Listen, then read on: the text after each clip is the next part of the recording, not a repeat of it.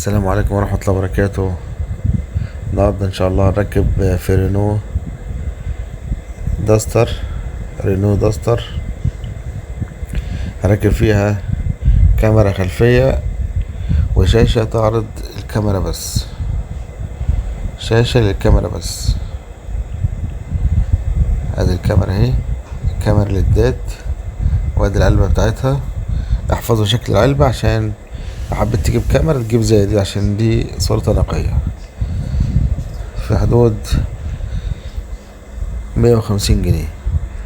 ودي الشاشة، هي مراية، شكلها مراية رسمة اهي، لكن في نفس الوقت هي شاشة لعرض الكاميرا فقط لا غير.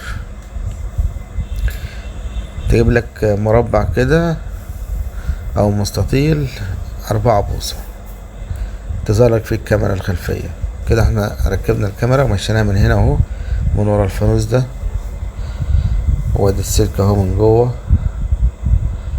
اهو.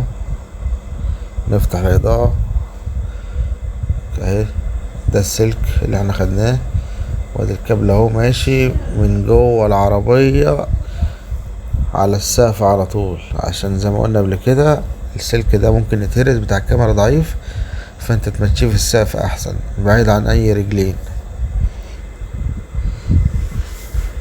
عشان ما يتهرس اهو. واحنا عدينا اهو في السقف،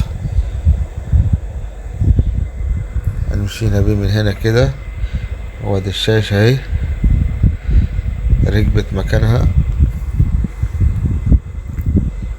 هي كأنها مراية بالظبط، شاشة لعرض الكاميرا فقط لا غير اهي، كأنها مراية بالظبط، لكن في نفس الوقت فيها في النص 4 بوصة اهي.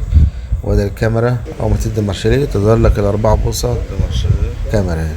تدي مارشاليه بصوا تظهر على الشاشة اهي. في عربيات حديثة بتنزل كده،